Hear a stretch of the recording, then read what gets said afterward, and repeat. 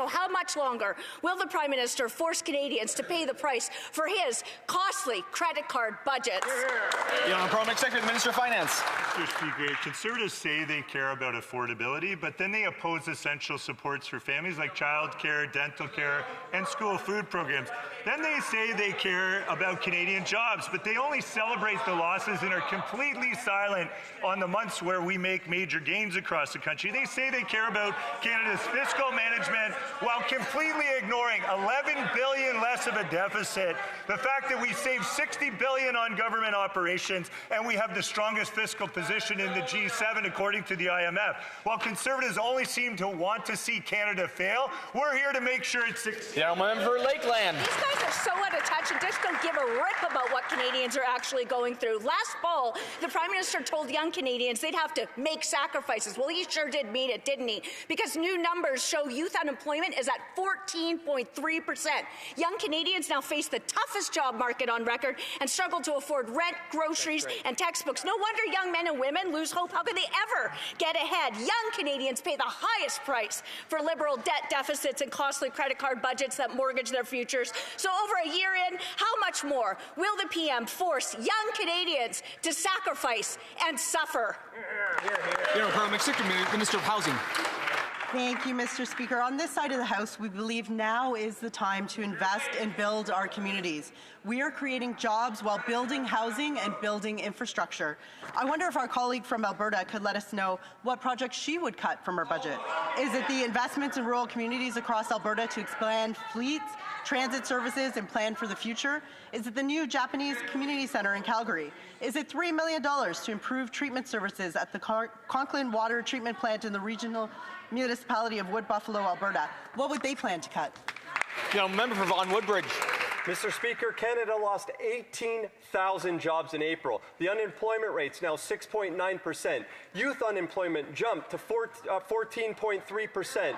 Young Canadians are unemployed longer than at any time since 1976. Brutal. Instead of results, what have these Liberals given us? More job losses and more of the same. The Prime Minister told Canadians they must prepare for sacrifices. Well, young Canadians are already sacrificing jobs, opportunity, and their futures. How much longer will this Liberal government force young people to sacrifice for their failures? Hear, hear. Parliament Secretary, Minister of National Defence. Mr. Speaker, young Canadians are feeling the pressure right now, and that is why we're making ambitious investments in the Canadian economy and young workers so that they can be part of building Canada Strong. In our spring economic update, we announced our Team Canada Strong plan that invests in training and apprenticeship supports in the skilled trades. This will help train 100,000 skilled trade workers by 2030. We're going to ensure they have the tools they need to learn, grow, and help us build Canada Strong. Member for Vaughan Woodbridge.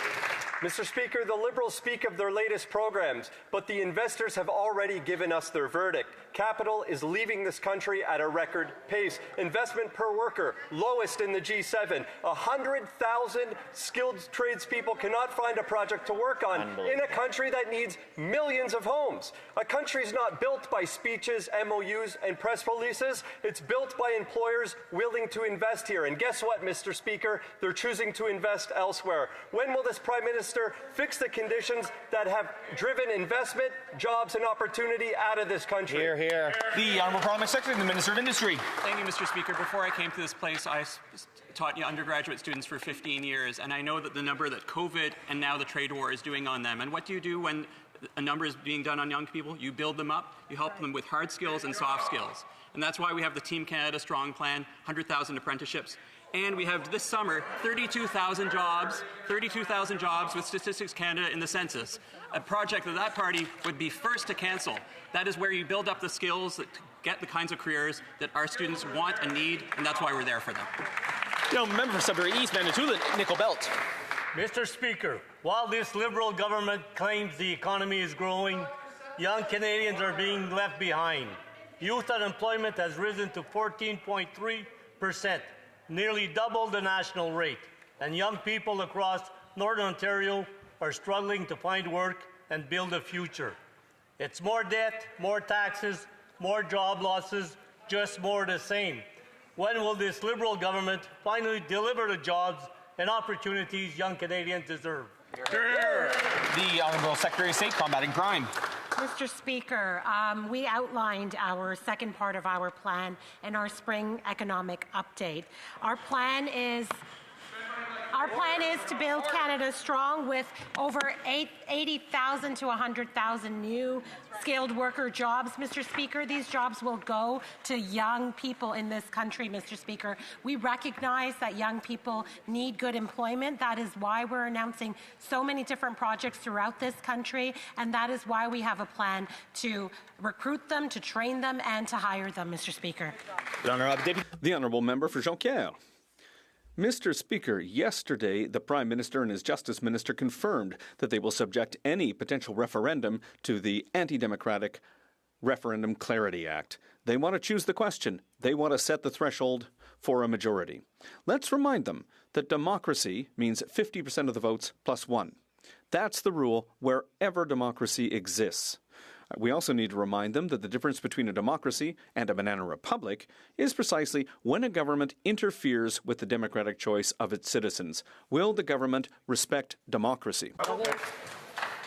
The Honourable Parliamentary Secretary to the Minister of Justice. Thank you, Mr. Speaker. We are a government that is always going to protect the Constitution and the Charter, and we will always defend both of those. We will not say further at this time. We will await to see what is happening in Alberta, but the Prime Minister has been very clear. The rules are clear. There needs to be a majority, 50% plus one. There are laws around this. They need to be respected. The Honourable Member for Jonquière. Well, they weren't as clear as that yesterday. Democracy means 50% of the votes plus one. That's the threshold everywhere.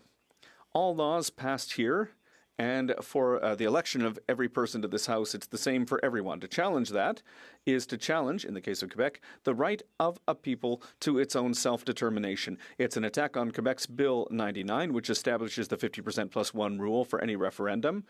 And that's a law that has withstood judicial review. It's an attack on the principle of free elections. Will the Liberals put an end to this authoritarian drift and respect democracy? The Honourable Parliamentary Secretary. Mr. Speaker, our party will always respect the law of the land, the Clarity Act, 50% plus one. We do not have the intention to go against that law, which is very, very clear. We believe in democracy, and we will wait to see what is happening in Alberta. Thank you. Member for Moose Jaw, Lake Centre, and Lanigan. Speaker, CTV has confirmed two sources that snowbirds are not scheduled for their 2027 shows. For generations, the snowbirds have been inspiring and uniting Canadians. The minister said, quote, Canadians will enjoy snowbirds for generations to come. But in how many generations will it take to revive the iconic snowbirds after the Liberals cancel them?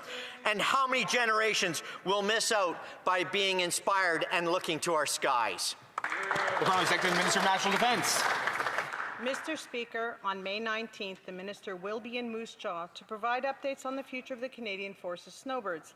The Royal Canadian Air Force is incredibly proud of the women and men who for decades have represented the Canadian Armed Forces with pride at air shows across North America and around the world.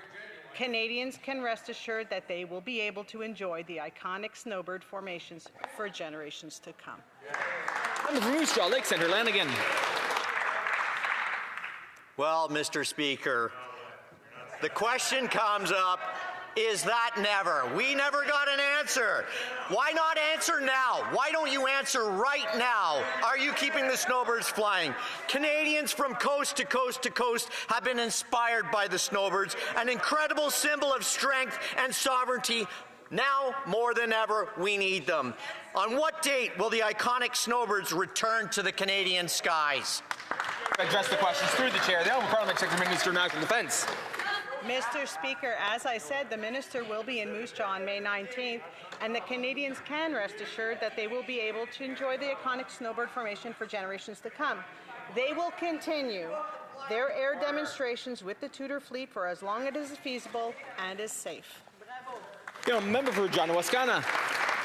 Yesterday, the Defence Minister was covering for cancelling the snowbirds by telling Canadians the planes were unsafe. But according to CBC reporting, his own Defense Department says our snowbirds can continue flying the jets until at least 2030.